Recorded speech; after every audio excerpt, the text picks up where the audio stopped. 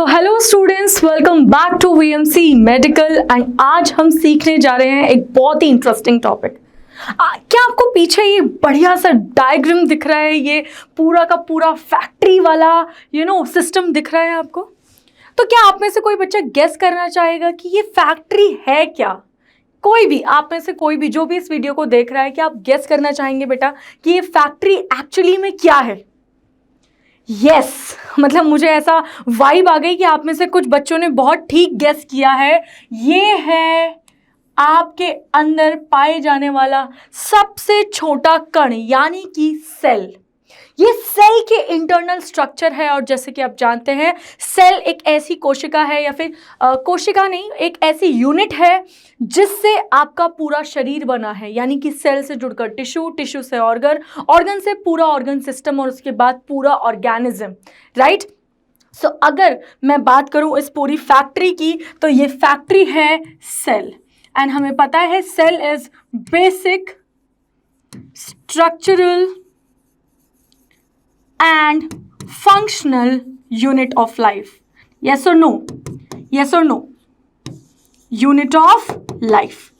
बेटा ये जो शब्द हैं है ना, स्ट्रक्चरल एंड फंक्शनल, यानी कि मुझे इतना समझ आ रहा है कि ये एक ऐसी फैक्ट्री है जिससे मेरे शरीर को स्ट्रक्चर मिल रहा है और मेरे शरीर में फंक्शन हो रहा है। तो जब भी मैं किसी फैक्ट्री की बात कर रही हूँ, क्योंकि ये मैं डायग्राम को एक फैक्ट्री से रिलेट कर रही हूँ, तो मैं आपको सिखाना चाह रही हूँ कुछ इंटरेस्टिंग पार्ट, जिसके लिए मैं सबसे पहले एक आगे जाऊँगी और आपके लिए पहले सिंपल सा स्ट्रक्चर ऑफ सेल बना दूंगी। मैं एक एनिमल सेल बनाने की कोशिश कर रही हूँ इस समय, जहाँ पे मैं बहुत ज़्यादा कुछ नहीं आपको बताऊंगी, बट आपका बेसिक स्ट्रक्चर मैं यहाँ पे बनाने की कोशिश कर रही हूँ। और इस बेसिक स्ट्रक्चर में आपको कुछ ऑर्गेनेलीज मिलेंगी।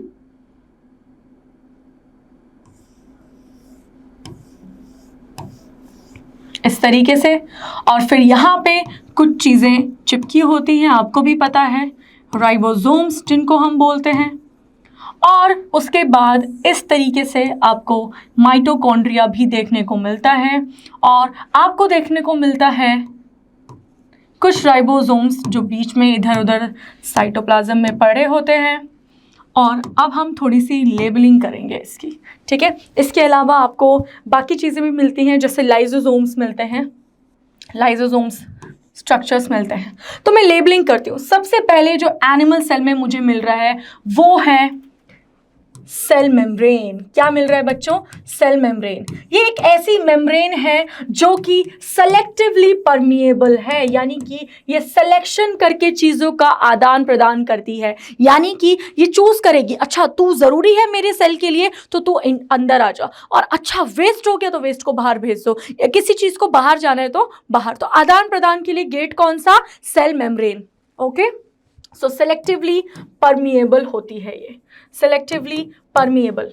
देन यहां पे ये जो प्यारा सा स्ट्रक्चर है ये है न्यूक्लियस, और न्यूक्लियस के अंदर ये राउंड स्ट्रक्चर होता है न्यूक्लियोलस, न्यूक्लियोलस।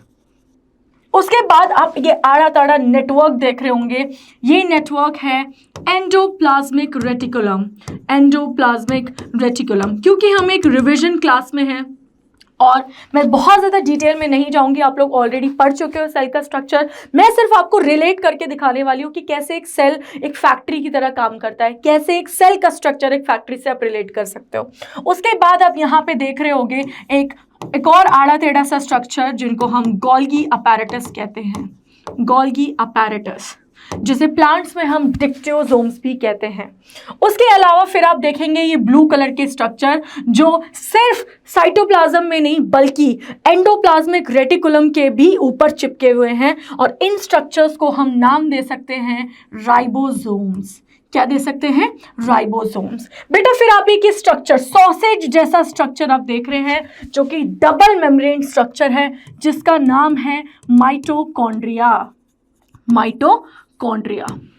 उसके बाद आप ये पीले कलर के स्ट्रक्चर्स देख रहे हैं, थैलियाँ देख रहे हैं, इन थैलियों को हम बोलते हैं लाइसोसोम्स। फिर उसके बाद आपको पता है सेल के अंदर का लिक्विड होता है साइटो यानी कि सेल, प्लाज्म यानी कि लिक्विड साइटोप्लाज्म।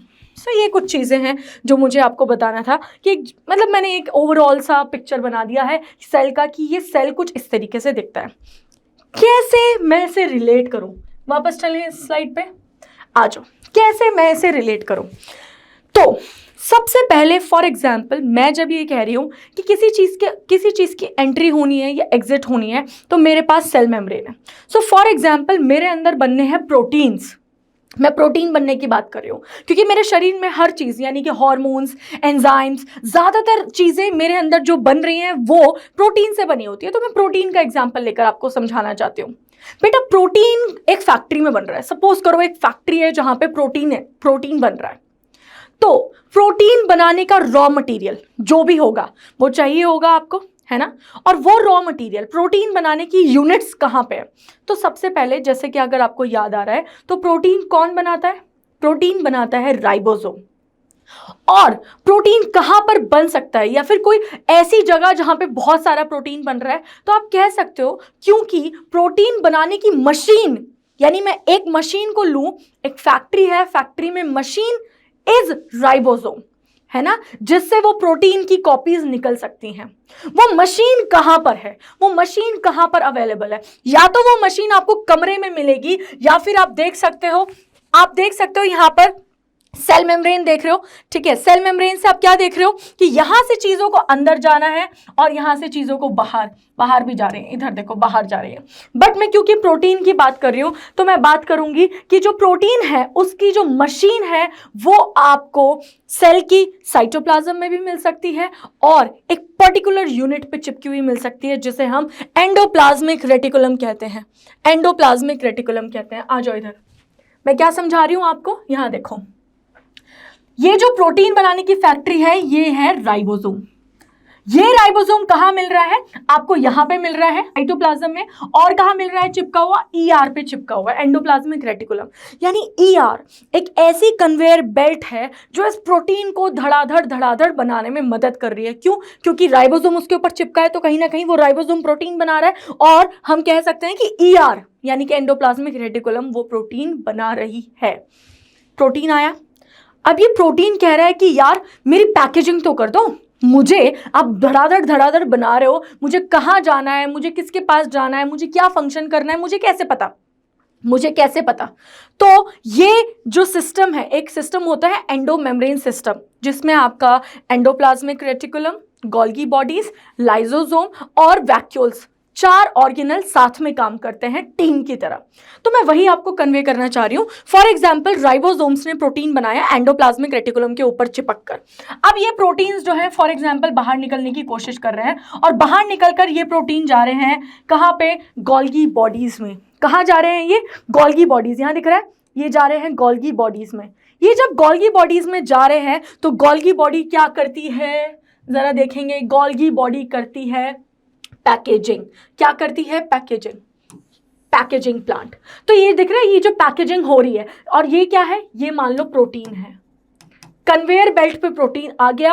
अब यहाँ पे लोग लगे हुए हैं, पैकेजिंग प्लांट। तो पैकेजिंग प्लांट क्या है, गोल्गी बॉडीज पैकेजिंग प्लांट है जो प्रोटीन्स को पैकेज भी कर रही है, साथ के साथ बायो लेबलिंग भी कर रही है कि भाई तू एक ऐसा प्रोटीन है जो सेल के अंदर चाहिए तू अंदर रहेगा, तू एक ऐसा प्रोटीन है जो सेल के बाहर लिवर को चाहिए या किसी और अदर ऑर्गन को या सेल को चाहिए तो तू सेल के बाहर जाएगा, ठीक है। सो पैकेजिंग हो गई हमारी गोल्गी बॉडीज।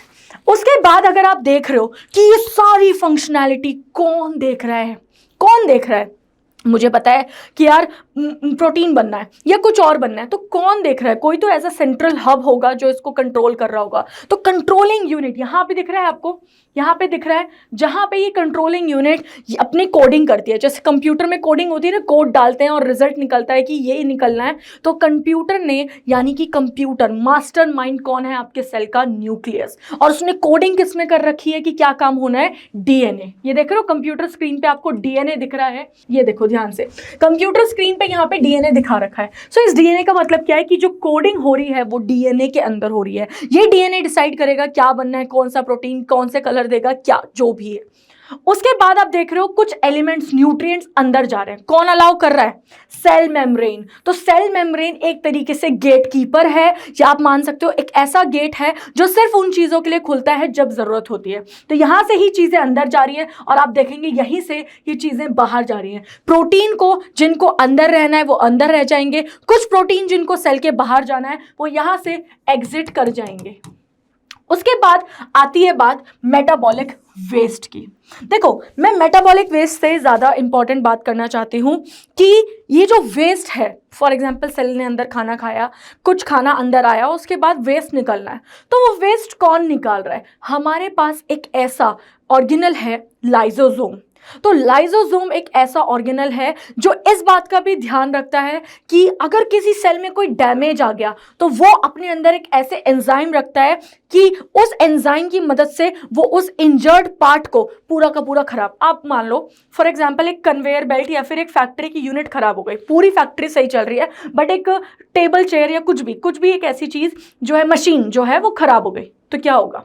आप क्या करोगे? मशीन को हटा के फेंक दोगे, या फिर आप ये करोगे कि पूरे के पूरे आप क्या करोगे, आप वो रिपेयरेबल नहीं है, वो मशीन रिपेयरेबल नहीं है, तो आप कुछ तो ऐसा करोगे ना कि आप उसे हटा दोगे। तो उस चीज़ को, ऐसी चीज़ को, इंजर्ड पार्ट को या डैमेज पार्ट को जो रिपेयरेबल नहीं है, उसको हटाने का काम कौन कर रहा है? लाइसोसोम। तो लाइसोसोम को सुसाइड बैग इसलिए भी कहते हैं कि वो खुद से भी फट जाता है और पूरे ऑर्गेनल को वो तबाह कर सकता है व्हेन नीडेड। सो इसीलिए उसे सुसाइड बैग का भी नाम दिया गया है।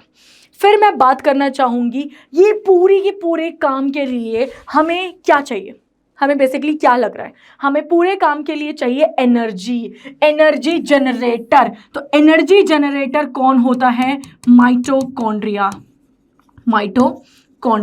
सो मैं अपनी पुरानी फोटो की तरफ जाना चाहूँगी। ये तो मैं आपसे क्या कह रही हूँ? न्यूक्लियस क्या है? कंट्रोल यूनिट है, ठीक है? कंट्रोल यूनिट है जो किस फॉर्म में कंट्रोल कर रहा है, या आप कह सकते हो कि किस तरीके से या किस तरीके की कोडिंग कर रहा है? डीएनए की फॉर्म में ये कोडिंग कर रहा है मैसेज की, ठीक है? उसके बाद अगर मैं बात करूं कि यूनिट्स क्या है, कहाँ से आपका खाना या जो भी चीज़ें बननी है, तो उसके लिए इंपॉर्टेंट है राइबोसोम। बट ये राइबोसोम प्रोटीन फैक्ट्री कहाँ चिपका हुआ है? किसी बेल्ट पे चिपका होगा ना, जहाँ से तुरंत सारे सामान हो रहा है। वो जिस बेल्ट पे चिपका है उस बेल्ट का नाम है एंडोप्लाज्मिक रेटिकुलम। कन्वेयर बेल्ट होती है ना, कन्वेयर बेल्ट सामान आता रहता है ना। सो कन्वेयर बेल्ट यानी एंडोप्लाज्मिक रेटिकुलम भी हम कहते हैं कि प्रोटीन बना रहा है, हालांकि प्रोटीन राइबोसोम बना रहा है, बट हम कहते हैं कि एंडोप्लाज्मिक रेटिकुलम पे चिपका है, तो यानी प्रोटीन कहाँ से आ रहा है? एंडोप्लाज्मिक रेटिकुलम से आ रहा है। सो फॉर एग्जाम्पल, एक जगह से प्रोटीन को दूसरी जगह जाना है, यानी एक जगह से प्रोटीन को गोल्गी बॉडीज के पास जाना है या पैकेजिंग यूनिट के पास जाना है, कैसे जाएगी? उसी बेल्ट पे चल के जाएगी। सो एंडोप्लाज्मिक रेटिकुलम ही यहां से अब देखो, एंडोप्लाज्मिक रेटिकुलम ही यहां से देखो ये पहुंचा रहा है गोल्गी बॉडीज में। और गोल्गी बॉडीज क्या कर रही हैं बेटा? गोल्गी बॉडीज जो है वो क्या काम कर रही हैं? वो काम कर रही हैं पैकेजिंग का, ठीक है, और इवन ट्रांसपोर्ट का, ट्रांसपोर्टेशन है ना, यानी कि चीजों को बाहर जाना है तो वो बाहर ले जाएंगी, नहीं जाना तो वो अंदर रह जाएगी। और कहां से ये इन एंड आउट हो रहा है? सेल मेम्ब्रेन, यानी कि इन एंड आउट के लिए कौन रिस्पॉन्सिबल है? Cell membrane. उसके बाद माइटोकॉन्ड्रिया क्या कर रहा है? ये आपका power house of the cell है, power house of the cell, यानी कि ये एनर्जी प्रोवाइड कर रहा है। क्या प्रोवाइड कर रहा है? It is providing energy. तो ये था आपका छोटा सा। और लाइसोसोम क्या कर रहा है? एक तरीके से सुसाइड बैग की तरह काम कर रहा है। सुसाइड बैग यानी कि अगर कोई चीज़ खराब हो जाती है तो उस चीज़ को ये अंदर निगल लेता है और खराब पूरा के पूरा ख़त्म कर देता है, या फिर अगर पूरा सेल ही डैमेज हो गया तो ये खुद भी खराब हो जाएगा और पूरे सेल को भी डैमेज कर देगा। यानी कि एक तरीके से कह सकते हैं सुसाइड बैग है, फटके ये पूरे सेल को खराब कर सकता है। ये थोड़ी सी इन्फॉर्मेशन थी और ये बहुत मैंने कोशिश करी कि मैं थोड़ा सा ना रिलेट करके आपको बता पाऊँ। पूरा सेल समझने के लिए आपको VMC नीट ज्वाइन करना पड़ेगा, VMC को ज्वाइन करना पड़ेगा, ताकि आप मुझसे इस चैप्टर को और भी बेहतरीन, और भी डिटेल और भी गहराई से समझ सके। वहाँ हम एक एक ऑर्गेनल और एक एक सेल के पार्ट की बहुत अच्छे से बात करेंगे, ठीक है। सो ये तो बस एक ट्रेलर था, पिक्चर अभी बाकी है मेरे दोस्त, यही मैं कहना चाहूँगी अंत में। और आई होप ये थोड़ा सा भी जो भी मैंने आपको समझाया है आपके माइंड में गया हो, और मैं ज़रूर आशा करती हूँ कि आप VMC में हमारे साथ ज़रूर जुड़ेंगे। And till then take care and thank you.